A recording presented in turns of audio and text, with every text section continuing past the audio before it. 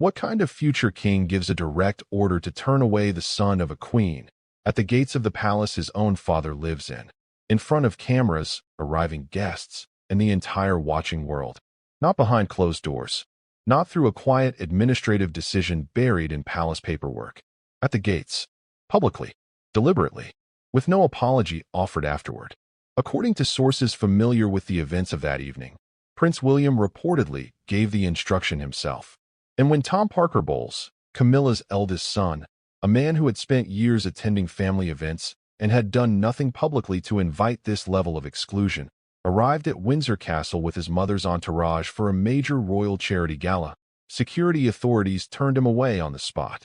Camilla was already inside. She had personally helped organize the evening. She stood before cameras smiling and waving as her son was quietly refused entry at the gate behind her.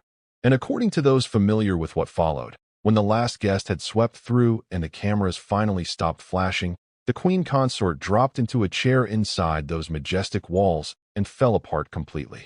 But here is what makes this story larger than one painful evening. That night was not an isolated incident. It was the opening move in what sources describe as a deliberate, systematic, and entirely calculated campaign by William to redraw the boundaries of the monarchy and to make unmistakably clear that Camilla's family will never cross them. Tonight we walk through every layer of this story. Stay until the very end because the final section reveals the full scope of what William is actually building and what it means for Camilla's future inside the institution she spent 30 years fighting to belong to. If you are new to the Royal Pulse, kindly hit the subscribe button and turn on notifications. You do not want to miss where this story goes. Now let us get into it. The Windsor Charity Gala was supposed to be a showcase of royal unity. Dignitaries, aristocrats, global benefactors, the full ceremonial weight of the British monarchy on display in one of its most historic and recognizable settings. The kind of evening designed to project the image of a family that has weathered everything and emerged composed, gracious, and unshakable.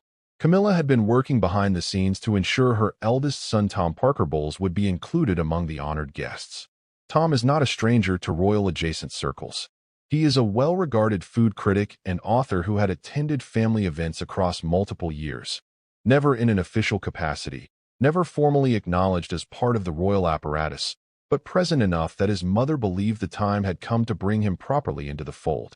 Now that she was queen consort, Camilla felt that inclusion was both reasonable and overdue.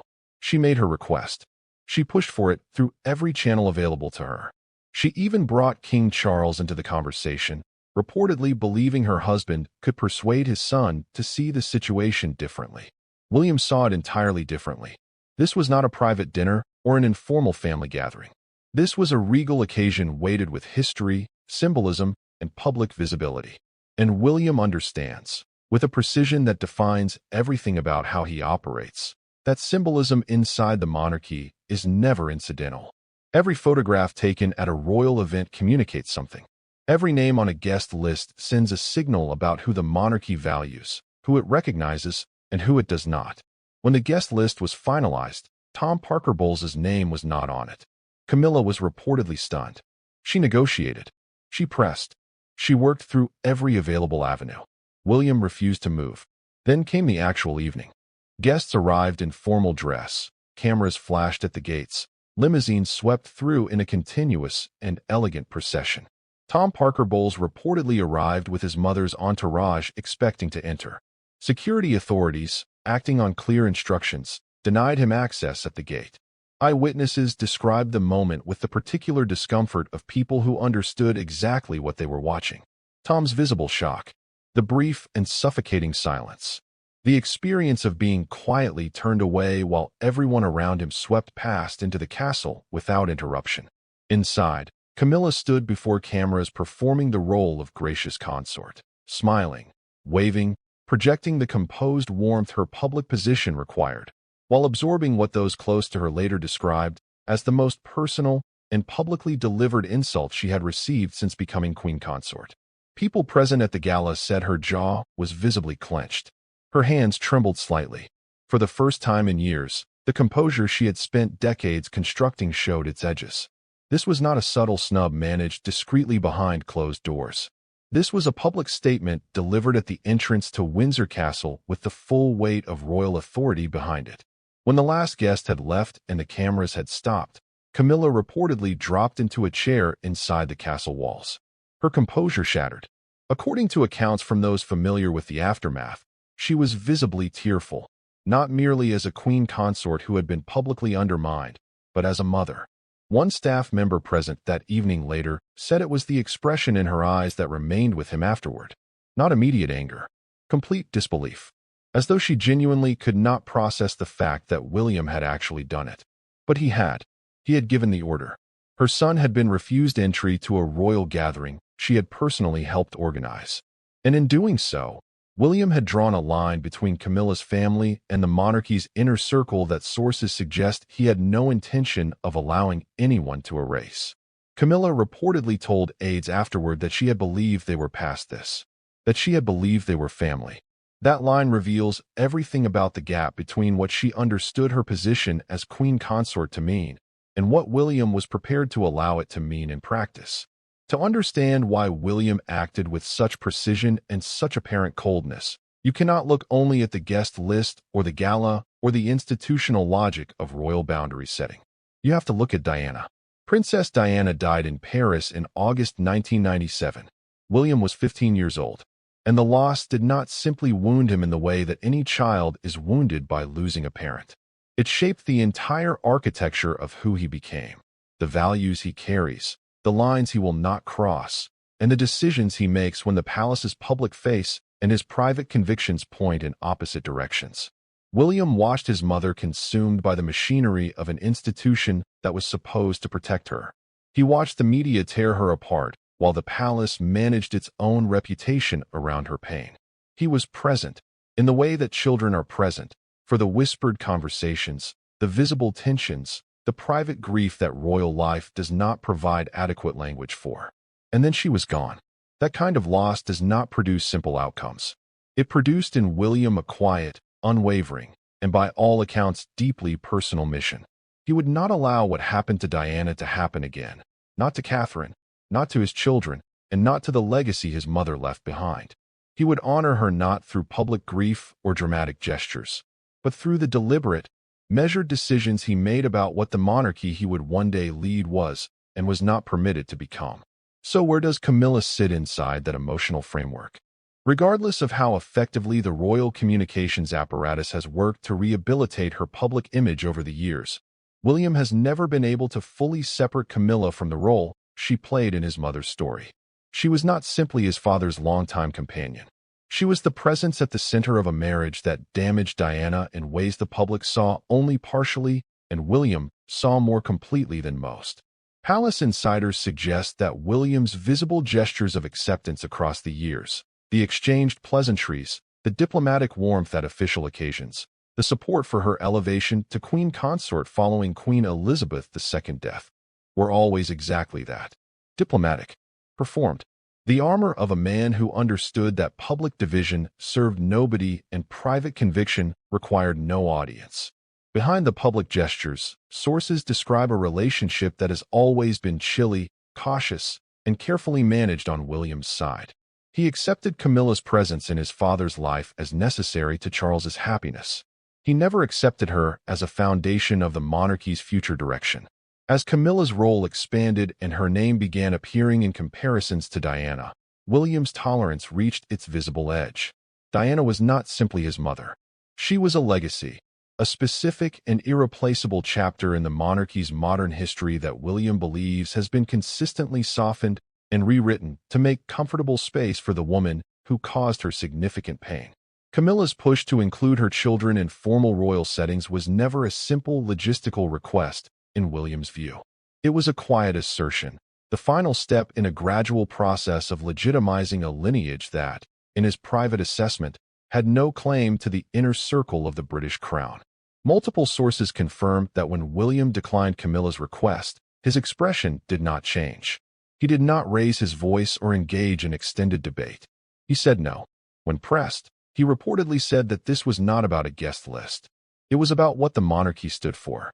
That has always been William's operating principle. Not personal vendettas expressed through heat and conflict, but values expressed through calm and irreversible decisions. When he closed the gates of Windsor on Camilla's son, it was not cruelty. It was conviction, an unspoken message addressed simultaneously to Camilla and to the watching world. Diana's legacy is still present. It is still protected, and no title, regardless of how it was acquired, will be permitted to rewrite it while William has any authority over the institution she gave so much to. If you are still watching at this point, drop a comment below right now with the words "I am still here." Let us see who is genuinely following this story all the way through. Hit the like button while you are there. It takes 1 second, and it genuinely helps more people find the royal pulse. Now, here is where the story moves from one painful evening into something far more systematic and far more revealing about what William is actually building. Only weeks after the Windsor Gala, William's administration made another decision. This time it had nothing to do with guest lists or charity appearances. It concerned money, institutional access, and a woman who had been quietly embedded inside the royal household for nearly 2 decades, Camilla's sister, Annabel Elliot. Annabel is a well-regarded interior designer who spent years overseeing the refurbishment and aesthetic development of properties connected to the Duchy of Cornwall, the vast royal estate traditionally controlled by the heir to the throne. Her appointment came during the period when Charles held the title of Duke of Cornwall, and her work across that time covered scores of significant projects, restoring historic properties, curating residential spaces, and contributing to the visual identity of one of the most valuable royal estates in Britain. According to financial records, Annabel received substantial payments across the years preceding Charles's accession, including approximately £25,000 in a single fiscal year for her design services. She was not a peripheral figure. She was operationally embedded in the duchy's functioning in ways that extended well beyond the purely aesthetic. When Charles became king in September 2022, authority over the Duchy of Cornwall transferred to William as the new Prince of Wales. William did not take long to redraw the boundaries. According to royal financial documents and accounts from sources familiar with the decision, William chose not to renew Annabel Elliot's contract for the fiscal year covering 2023 to 2024. There was no formal announcement, no public statement, no acknowledgement that a decision of any significance had been made, just a name absent from the renewal list. To the outside world, this read as routine administrative housekeeping, the kind of quiet personnel adjustment that accompanies any change of institutional leadership. Inside the palace, according to those familiar with the response, it registered as something considerably more deliberate. This was the last remaining thread of Camilla's family influence within the actual operational structure of the monarchy. Tom had been refused public recognition at a royal event. Now Annabel, who had served the duchy for nearly 20 years, who had been present at the coronation as an official attendant, who had been by Camilla's side through the most significant and scrutinized moments of her public life, was separated from the institution in a single administrative stroke. Palace insiders confirmed that Camilla was deeply distressed by the decision. One source stated directly that for Camilla this was not about the money, it was about the message. Her family was no longer welcome in the new kingdom William was building. William's office offered the explanation that the duchy had matured under new leadership and that internal staff had developed sufficient expertise to operate independently of external contracts. Few people with knowledge of the situation believed efficiency was the primary motivation. The pattern was now visible to everyone paying attention inside the palace walls. First her son, then her sister. Each quiet decision delivered without confrontation, without raised voices, without any public drama that might invite external scrutiny or force a response. Each one tightening the circle around the core monarchy and making unmistakably clear where Camilla's family stood in relation to it. The exclusion of Tom Parker Bowles from the Windsor Charity Gala was not a spontaneous reaction to an unwelcome request. It was, according to sources familiar with William's approach to palace management, the most visible expression of a strategic framework that has been quietly evolving since Queen Elizabeth II's death. A deliberate and systematic redefinition of what the monarchy is, who belongs inside it, and what the institution will look like when William eventually holds the crown. Since becoming Prince of Wales, William has navigated an institutional landscape of considerable complexity. A father attempting to balance personal loyalty with public duty. A stepmother whose presence remains contested regardless of how many years have passed. A brother who walked away from the institution entirely. A public more divided than at any recent point about the monarchy's relevance and its future. In William's assessment, maintaining the monarchy's long-term legitimacy requires more than public approval ratings and positive media coverage. It requires internal clarity, strict adherence to the principles of lineage and earned position, uncompromising boundary maintenance around who the crown recognizes and what that recognition communicates. Camilla, from William's perspective, had begun systematically blurring those boundaries.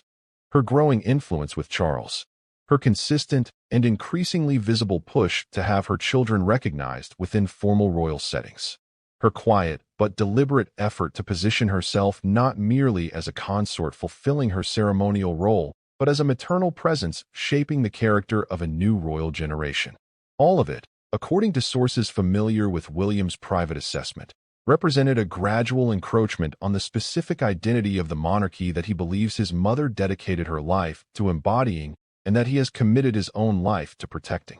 When Camilla requested Tom's inclusion at the gala, William did not see a reasonable family request from a stepmother wanting to share a significant evening with her son. He saw a test, a quiet assertion of expanding influence. And he responded not with emotion, but with the kind of calm institutional decision that communicates everything without requiring a single public word of explanation. Royalty is acquired through lineage and duty, not through association, not through marriage, not through the quiet accumulation of proximity to power over years of patient waiting. The inner circle would not expand to accommodate Camilla's family. The monarchy's identity would not be redefined around the connections her marriage had created.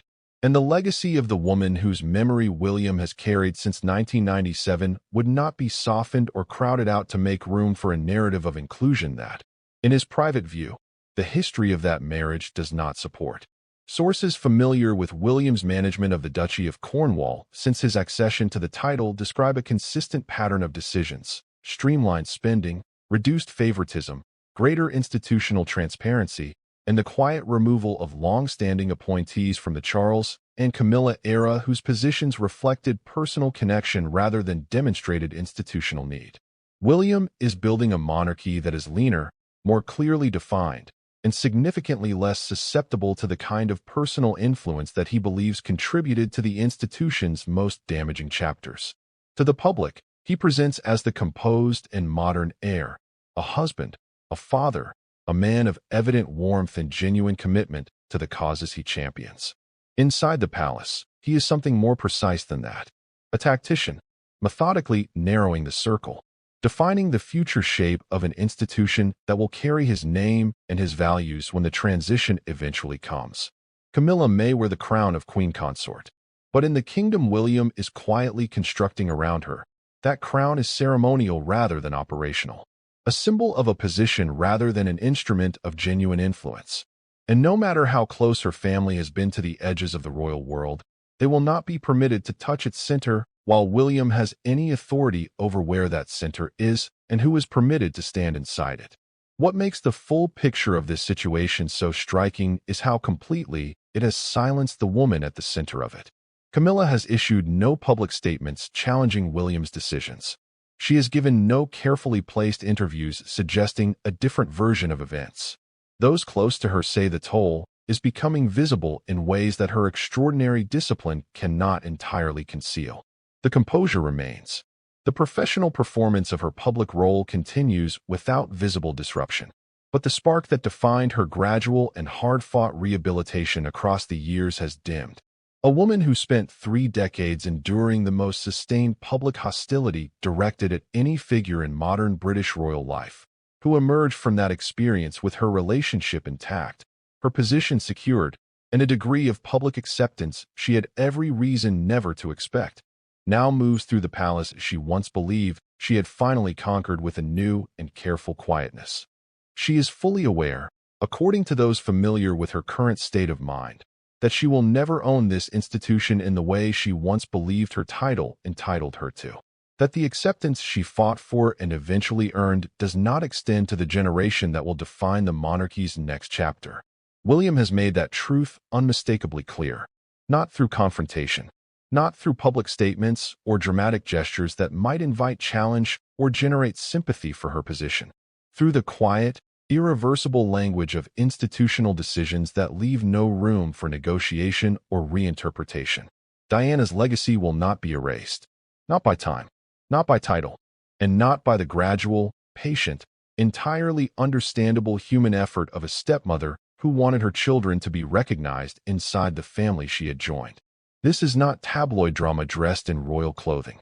It is a fundamental and ongoing power shift, playing out in guest lists and contract renewals, and the careful management of who is permitted to stand where inside the world's most watched institution. That has left Camilla increasingly isolated within the palace she spent 30 years preparing to inhabit. William's message is consistent across every quiet decision. This monarchy runs on bloodlines, not branches, on lineage and duty, not on the connections that marriage creates or the proximity that patient years of attendance can establish. Camilla may have married the king, but she will never be her stepson's queen. And the kingdom William is building, deliberately, systematically, and with the particular resolve of a man who has been carrying a very specific purpose since 1997, has made the boundaries of her position clearer with every decision he has made since the gates of Windsor closed on her son. And that is where tonight's story ends. If this video gave you something real to think about, if it made you feel the full weight of what is quietly unfolding inside this family, hit the like button. Subscribe if you have not already and turn on that notification bell because what William is building inside this monarchy is far from finished and we are covering every layer of it. Drop a comment below and tell us where in the world you are watching from and what time is it over there. And give us your honest take.